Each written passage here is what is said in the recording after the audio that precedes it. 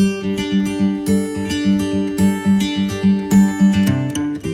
guys, how you doing? I am here to do your reading for June 1st through 15th, 2019 for Aries. There is a lot of movement in these first 15 days. Actually, there's a lot of movement until August. With this new moon on June 3rd, on Monday, we enter into the eclipse season. Now, the eclipses are in July, but usually about a month beforehand, you can start to feel the energy, and also a month after. So, this new moon that happens on Monday will sort of uh, ring in this very powerful energetic period that we'll be seeing between now and August. Now, this new moon that's coming up is actually, I feel like this period's really going to be very nice. It may feel a little bit frenetic, and it may not be clear because there's a lot of mutable energy that's going on, and we'll look at that in a second. But it does have a very positive feel to it. The Sabian for the new moon, which I will do a separate reading for, is a famous pianist giving a concert performance. So, it's the pianist giving a performance is what he was meant to do. It's public recognition. It's visible success. And it's sort of, kind of stepping into your fullest embodiment of what your talents are, right? Because a famous pianist, so he's already very successful at this, giving a concert performance is sort of like any musician will tell you that they love to, or most of them love to perform live, because it's nice to have also some feedback from the audience. So I feel like it's this very powerful energy that's going through. Now, that doesn't mean there aren't going to be pitfalls, because I don't know how many of you watch Hell's Kitchen, which is funny because, Gordon Ramsay is a Scorpio, so that he calls it Hell's Kitchen is perfect. But there's a moment in Hell's Kitchen when they've gotten down to the last five, I think it is, the black jackets. And those people, one of them will win. And each one of them has a chance at running the pass, which is what the head chefs do. And as part of running the pass, which is before you serve your plate or your dish to the public, they double check that everything's perfect. And then they put their stamp of approval on it and say, okay, that's good enough, go. Now, one of the things that Gordon Ramsay does to check the palate, check the eye, check their quality control, check to see if they are through and like if they've learned all of the lessons to really step up to the plate, literally. He plants one of his sous chefs in there to purposely sabotage, right? So, like, if there's a squash, a pumpkin thing, they'll put carrots instead, or they'll use duck instead of quail. They do things like that, and it's up to the chef. Like, if the chef's eyes are on the prize and focused and not frazzled and are really like on their game, they usually catch it, right? And so that's one of his tricks to filter out which one of the people should move forward. And so that's kind of this period here. That's like my best analogy, is that we've made it to the final five. We're being given an opportunity, famous pianist giving concert performance. We're being given an opportunity to really show our stuff. There will be some little sneaky things thrown in where, if we're on our game, if we're paying attention, we'll realize, hey, no, I'm not falling for that. Or, hey, that's not the way that's supposed to be. And this tricky energy will come in around the 10th to the 14th. Now, let me talk about what we're looking at here. So on the 3rd, we have new moon in Gemini, which is this chart, and this is cast for New York. I'll do a separate reading for that, as I said. Venus trines Pluto on that day, so that's a nice energy. On the 4th, Mercury will move into Cancer, and on the 5th, the moon will also, sorry, moon will move into Cancer.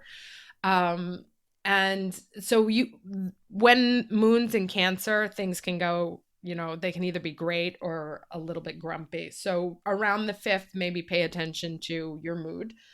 On the 9th, Venus moves into Gemini. Now, she likes being in Gemini. It's fun. She's flirty, she's party, she's social. So that's a nice energy. Here it's been kind of like chilling out at home, relaxing, spa day. And now she's like ready to hit the town and have fun. So that transit is a nice transit. Now, interesting for us, on June 12th, Mars will conjunct the North Node. Okay. Now, Mars for us is obviously very important. And remember, this is trining Neptune also. So when Mars hits the North Node, there's going to be a very important step forward in whatever it is that we're doing. Now, we also have Saturn over here, who's the gatekeeper of the past. And he's sort of, while Pluto is overturning the soil of our past and giving us new life in dead areas, Saturn is over here gatekeeping, making sure we don't make the same mistakes. They have kind of a showdown on the 14th when Mars will oppose Saturn, so that to me is really the running the past test. Okay. And let me show you something else here. I want to take you through the mathematical perfection of the next 2 weeks. And I'm going to post a video on the community board about this pendulum swing with a lot of balls. They're like billiard balls, and they're all lined up in a row, and how they move with the physics of things. There's a moment where everything is perfectly aligned, and then there's a moment that looks like chaos, which is really just setting up for the next moment of perfect alignment.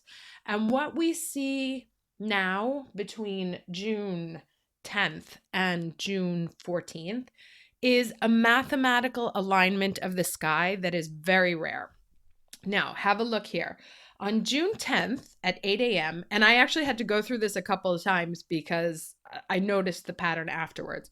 So this is cast for Milan, but June 10th, 8 a.m., you see here that we have a grand cross energy, mutable grand cross with the sun, the moon, Jupiter, and Neptune. Now, Jupiter and Neptune, square Neptune, this will be precise on the 16th of June. It's the second pass. The first one happened on January 13th, and then there will be a third one in September, right? So this is kind of like testing your faith. And it may do so by excessive, you may believe somebody more than they deserve to be believed. Neptune can fool, it can cloud, it can be rosy-eyed. Jupiter is the king of optimism. So you want to be careful about being excessively optimistic. I know that sounds wrong because positive thinking and all, but there is a fine line between positive thinking and delusional thinking. So be aware of, be careful about betting in this period. If something sounds too good to be true, it likely is. So just watch the sense of excess, because this grand cross here being mutable, things can flip on a dime in mutable energy. And so I would say take a wait and see. Like, good news should be coming in. Don't necessarily jump on things that look too shiny. Now, at the same time as this grand cross, which is not a common occurrence, we also have a grand rectangle, right? With the moon in Virgo here. Now, this is June 10th at 8 a.m. Let's go to June 12th at 10 a.m. So the moon has moved. It's here in Libra, and it's forming now a grand trine with the North Node and Mars and Saturn. So that's another relatively rare placement. So we've just gone from a grand cross triangle, mutable, to a grand trine cardinal, And now we go on to June 14th at 12 p.m. and we have a kite formation. You see this here with the point being Saturn and Pluto in Capricorn. So these are, it's not usual to see Grand Cross, Grand Trine, Kite within the span of 6 days, and each one literally 2 days and 2 hours away from each other. So whatever is happening in this period is one of those moments where things are really starting to align, right? So it's good energy. It's exciting energy. Again, because Mars, remember that my analogy of being at the pass. It's like, yes, you're leveling up. Yes, you're ready to go. Be careful because somewhere there is going to be a little test to make sure that you're at that next level. Okay? So they're going to switch the what is it? I keep getting the word in Italian. Sorry. They're going to switch pumpkin for carrots, or they're going to switch veal for beef. So somewhere something is going to double check to make sure that you're 100% on the next level. Beware of excess, especially since Mars will also be trining Neptune on the 14th. Anytime for Aries, Mars and Neptune meet, it's like one drink actually has the effect of 3. So be careful with your drinking. And then I would say in the next, towards the second week of June, be careful with excessive optimism, also excessive ego, like, oh, nothing's going to touch me kind of stuff. That's where it likes to trip you up, to just sort of make sure that your feet are on the ground and that you're, yes, excited about everything, but that you're not letting your head run away with it. So now let's take a look at the cards. Hey guys, how's it going? So we're here to do the cards for Aries, month of June 2019, from June 1st to June 15th. So the first half of the month for June for Aries. What energy can Aries expect in this month, this first half? So if you listen to the astrological part, one of the things I said was with that Grand Cross there, with the Jupiter squaring Neptune, was to be careful about excess, also in terms of ego, right? And that we were also going to be having a sort of test of our skills. And I think one of them will also be like, because we got integrity last time. So are we doing what we're doing for the reasons we say we're doing them? Okay. Fork in the road. This came up both upside down and direct. And I think this is sort of that mutable energy. Remember I mentioned that mutable cross, that things can go exactly as this card did. Things can go face up, upside down, sideways, back around. So actually I'm going to read both of those. I'll read both of the meanings because it's about choices, which way to go, which way not to go. And usually when it's upside down, it means that there's a decision that needs to be made that isn't being made. So it's also beware, I would say beware of getting stuck, but also beware of why you're making the choices you're making. What is ultimately driving you to pick the things that you're picking? May I have a card for Aries for the first half of June 2019?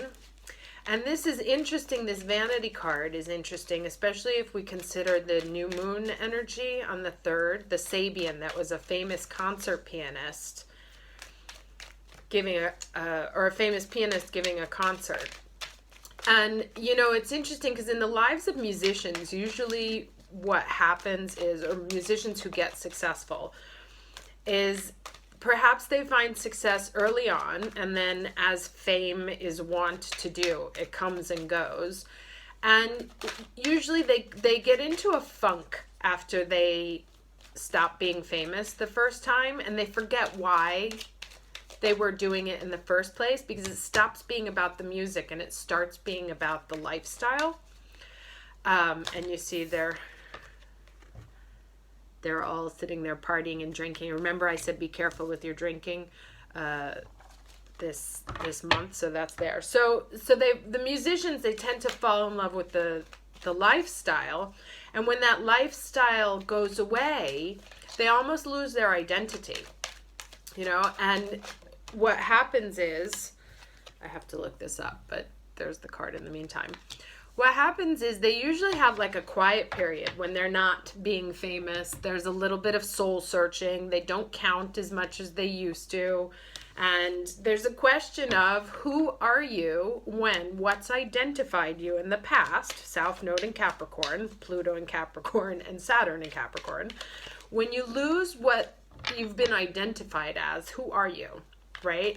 And that's usually when the musicians discover that what they are is passionate about music. May I have 3 cards for Aries first half of June? And so they're not, maybe, yeah, they got sucked into a fame machine for a moment, but really they love the music. And when they come back on that second go round, fall, Page of Pentacles, when they come back on that second go round, what they produce sometimes ends up being, it might not be their most famous pieces, but it tends to be their most inspired and loved pieces, because it's coming from a different place. It's not coming from a place that's trying to be successful or trying to succeed. It's coming from a place where they realize that they actually just love the music, and the reason why they compose and the reason why they sing and the reason why they perform. Eight of Cups.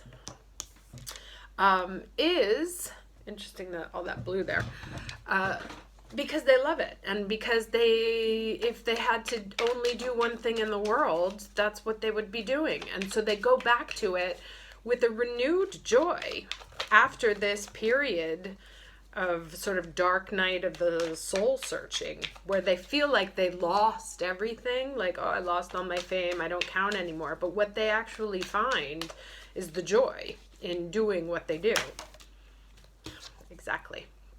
So you see that this journey of newness, you know, new offering, here's the thing I know how to do. And at some point, maybe we got lost on the path, you know, had to take a detour, and it looked like we were actually not going up or not succeeding. It may have felt like a dark time that we didn't have those 8 cups anymore, and we didn't realize that actually what was just around the corner was 10 cups, because we can get lost in the vanity of who we identify as. But really what's actually happening is that we find, and look at, you know, there's my sunflowers again.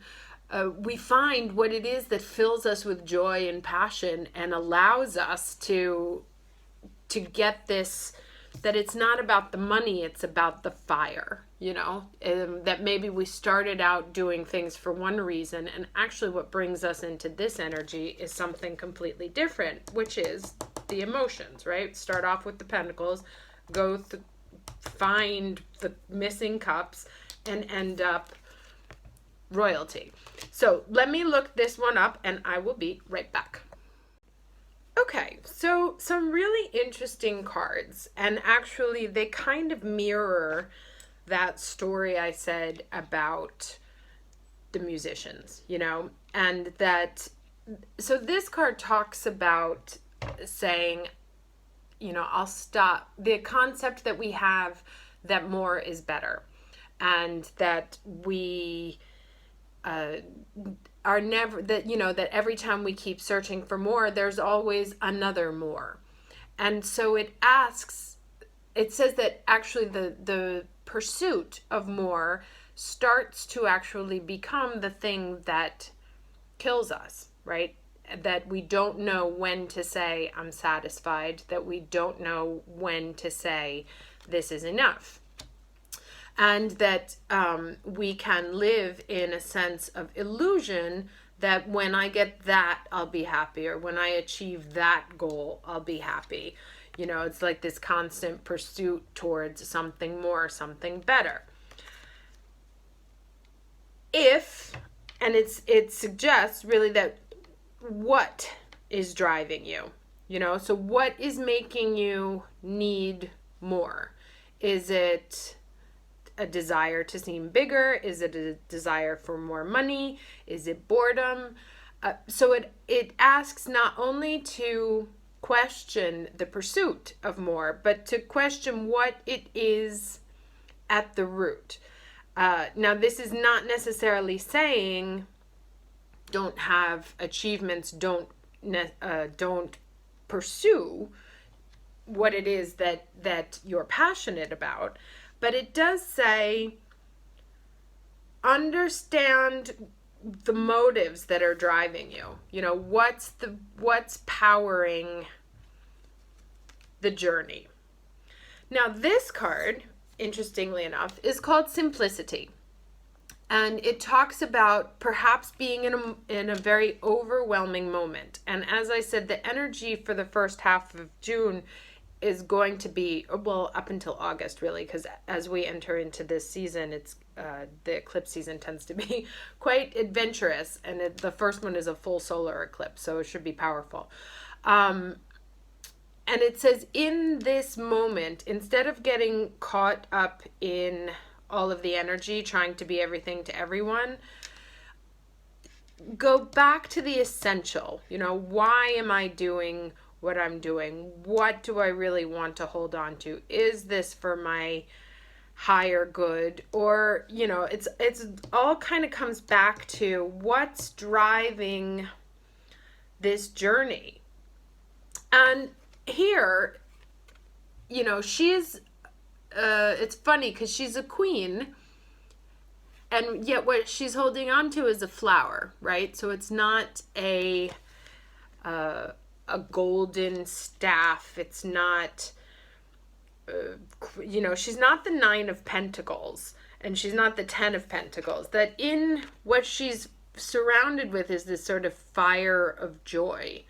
And if we allow the joy to be our guiding principle, our motor behind our journey, then really we can be happy with one sunflower just as we can be happy with an entire field of them, because joy is in and of itself the gift. Now this card upright says, and I actually want to read what it says here. It talks about the need to make a decision. And here is the one thing she says, which is really interesting. And I think this is probably the question of the entire reading, is who do I need to become and what do I need to believe in order to live a life of prosperity? So, you know, again, who do I need to become? What's driving me? What do I need to believe? That's that Jupiter in Sagittarius. In order to live a life of prosperity. And the question, I believe, now is for us redefining what prosperity means. Have we been chasing money? Have we been chasing love? Have we been chasing fame? Have we been overworking ourselves to the, you know, are we giving too much of ourselves to the point that we have nothing left to give? Like, are we over givers, over generous?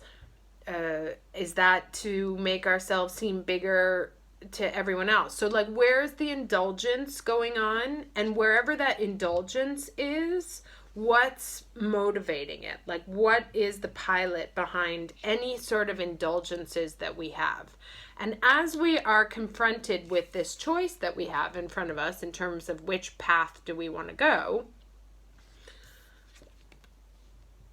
it is only through understanding what has brought us there and what the consequences of those choices are that we can make a healthy, a healthy choice into this space. Um, so so it's interesting because I think, in the astrological piece I talk about how there's going to be some sort of there's going to be some sort of trick in the to see if you're ready to level up to the are you ready to become the head chef from being one of the top 5. And I feel like what may happen may appeal very strongly to our ego. Um, and so when you get that offer that that sort of feeds into this piece, be careful because it might be a trick. When I was shuffling, I kept getting the 7 of Swords and the 5 of Swords. So somewhere in there is something that's going to appeal. It's like something maybe you wanted, maybe revenge on a person, or maybe that person who broke your heart comes back and begs for forgiveness, and you get so excited over the fact that they're back that you forget that they're actually just going to screw you again. So be careful, because it looks like there will be some sort of appeasement or appeal to our sense of ego and self-satisfaction that will be the thing that trips us up. So take care of you. If you're in a place where you're getting overwhelmed by all this energy, just take a step back. Go back to the essentials. Why am I working so hard? Why am I overgiving? Why am I doing this? Examine what your driving motives are, and pay very close attention to that which brings you a sense of power and joy, because it is in the sense of power and joy that your prosperity lies. And it may not be where you thought it was going to be. Like, you may have thought that that's what success looks like, and really it's what it looks like. So instead of having people around you doting on you, that it's actually like you're good with a sunflower and a cat, that there's something about paring back and understanding what the essentials are here, instead of getting caught up in the much. Okay. That maybe, because remember, the next step here is the 9 of Cups, which the 9 of Cups is always, like, most people call it the wish fulfillment card. I personally think that guy on there looks kind of like a dick, because he looks so self-satisfied. And I know I always get the 9 of Cups for people who have heavy drinking problems when it comes up with them. So there's some sort of like smugness, or that all is not as it seems. And again, cards mean different things for different readers. For me, it tends to be a card of self-satisfaction. And that's kind of where he's headed, But if we remember, to get to the 10 of Cups, it only takes the 2 of Cups. And that's an equal give and take. That's a sharing. It's pared down, so we don't need 9 cups. What's missing from this sadness is 2 cups. Okay. I hope that's clear. I think the musician's story is like the right thing.